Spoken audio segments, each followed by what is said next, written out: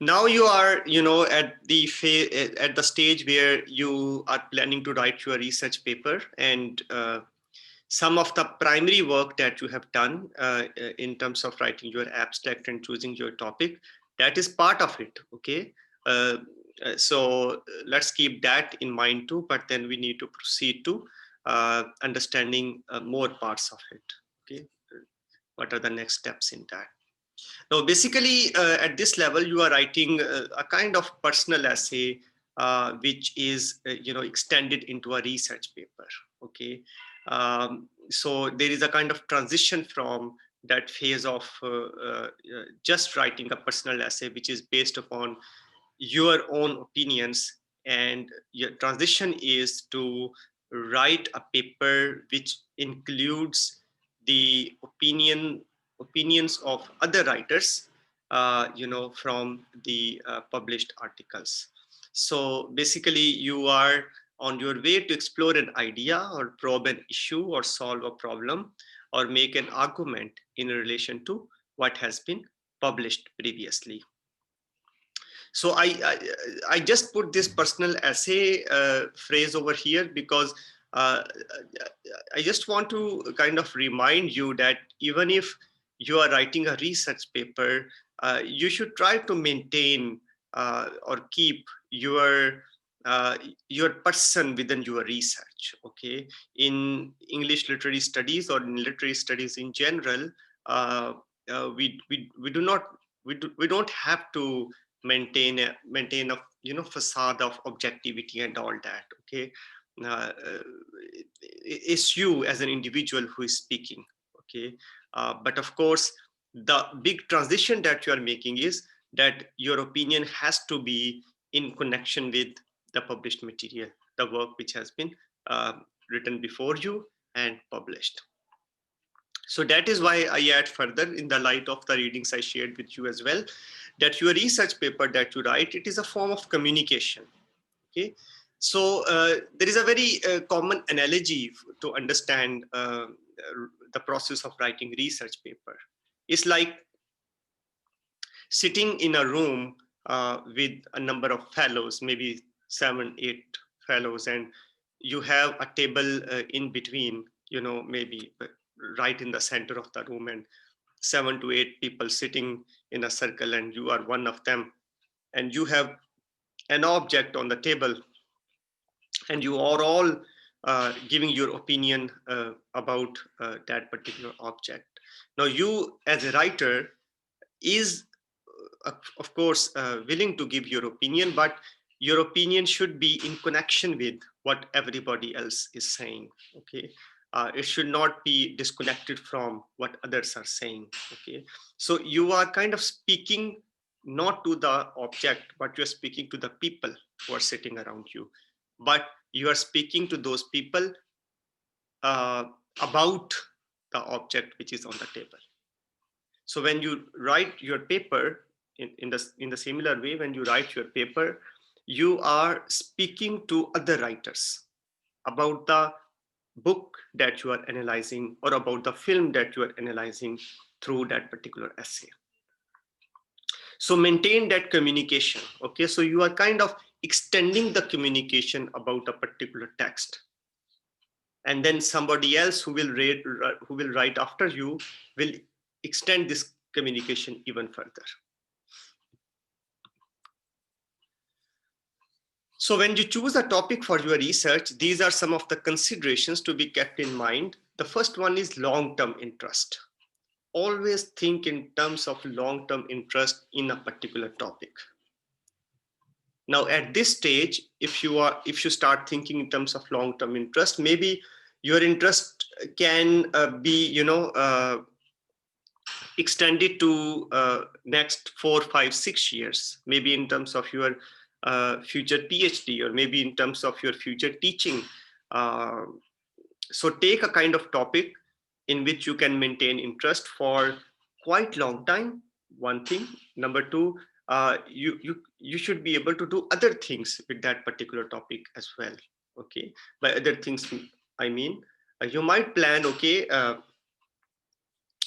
you will do this paper for this course for this semester, and you will have 3 to 4 other courses for this semester as well, with other professors too. So let's choose a topic in such a way that as you move on to writing your thesis, you should be able to merge all those papers into a good, meaningful research proposal for your thesis. Okay. Now, this element of interest could not 100% apply to all courses, or could not apply to all courses in the similar manner, but it does apply. Okay, so 5 courses in one semester, 4 courses in another semester, writing so many papers, so all that shouldn't go waste. Rather, all that should synthesize into a very meaningful proposal for your thesis. I will suggest not just a proposal, maybe some parts of that thesis as well.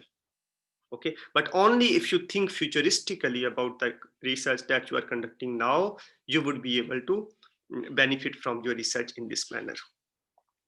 Additionally, not just the MPhil degree, but then as you think further about your academic future in terms of teaching and research both, you should be able to choose a topic at this time which could help you later on as well. We know that the draft that you will write this paper won't be a publishable piece. It's very hard to have that. But still, if you wrote about something you are interested in, you might pick up this piece after 2 years and develop it into something publishable. Okay, so research, long-term research interest is the first consideration that you should have while choosing your topic. Okay, so the topic that you have chosen and the abstract that you wrote in response to CFP as the assignment that I gave you last week, apply this criteria on that now. Okay, if you think that that is the topic or where you are interested and you will like to carry it on, keep it. Okay, but if you think that the topic was chosen in a rush, or you did not give much consideration to that topic from this perspective of interest, then you might like to revisit it a little bit.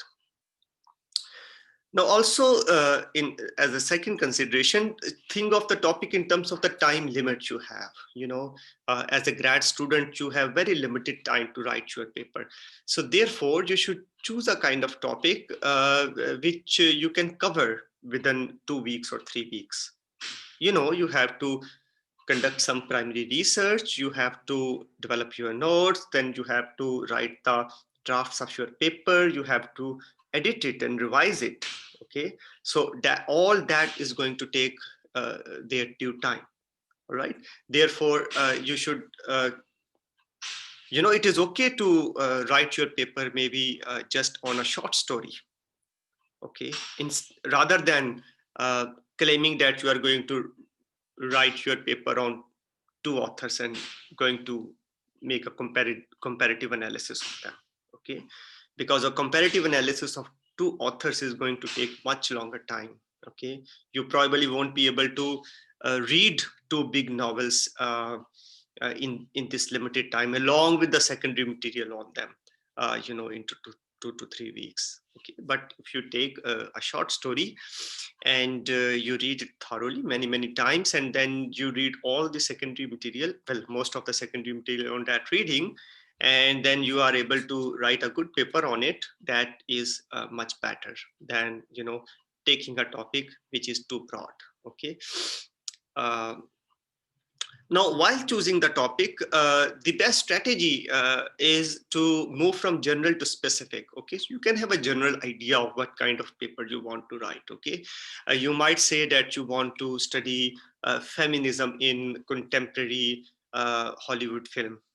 Okay, this is very general, right? But then you narrow down from there. Okay, why should you do that? Because there are academic expertise is, so to say, there are academic contexts, there are research contexts. If you directly jump to something specific without understanding what is the general context of that, probably it will be harder for you to later on connect that particular research topic with the broader debate. Okay, so always move from general to specific. Think of the general topic which you are interested in. Are you interested in feminism? Are you interested in women rights? Are you interested in human rights in general? Are you interested in violence? Are you interested in extremism? Are you interested in politics? Are you interested in totalitarianism? General topic. Okay, what is that?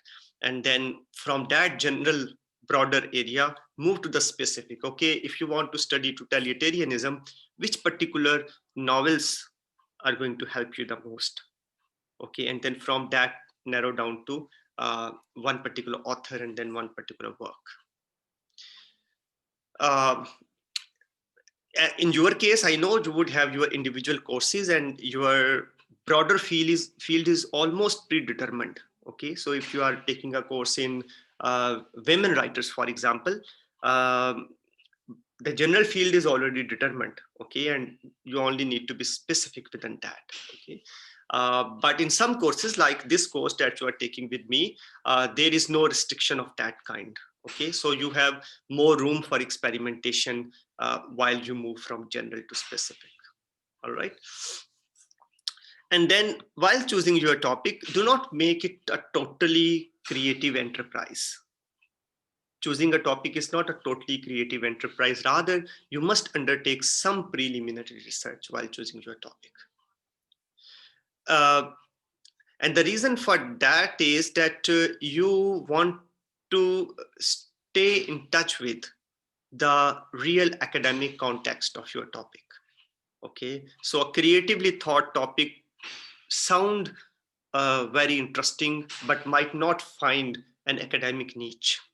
Okay, so for that purpose, well, you have an idea that you creatively thought and you want to turn that into a topic, but go conduct some primary research on that. Okay, you might not be able to right away find full length text online. I know that Maha is pointing that out right now, but at least you can see the abstracts and the topics uh, on or related to the area in which you want to work on. Okay, so you choose a topic, for example, you say that women vocabulary in or feminist vocabulary in uh, uh, Muhammad Hanif's a case of what is that? Uh, a case of exploding mangoes. Okay, if that is the topic you are thinking, and you jump to preliminary research, you conduct some preliminary research about that, and you might find there that somebody has done a thesis exactly on the same topic already.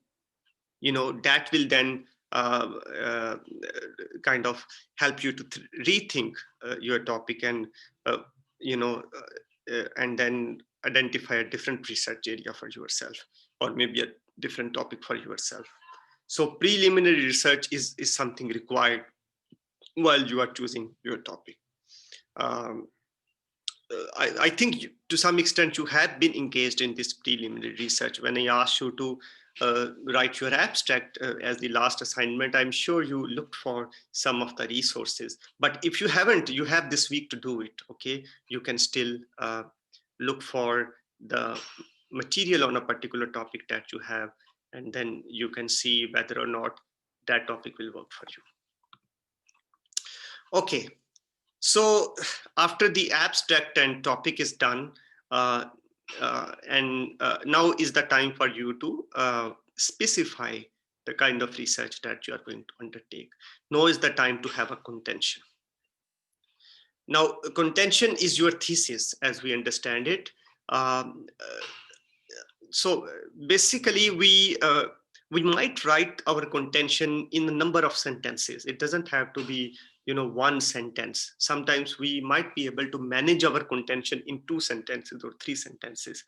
Still, we need to have a a pivotal sentence right in the first paragraph, or maybe in first 2 paragraphs of our research paper, which should clearly state what position this paper is going to take. So generally, it is advised to the students that, and of course, it is advised to the researchers as well, that they should use an expression in the contention which kind of invite the attention of the readers to the contending statement in the article. So words like contend, I mean, they are common words, but then they have an impact. Okay, so this paper contends, or I contend in this paper.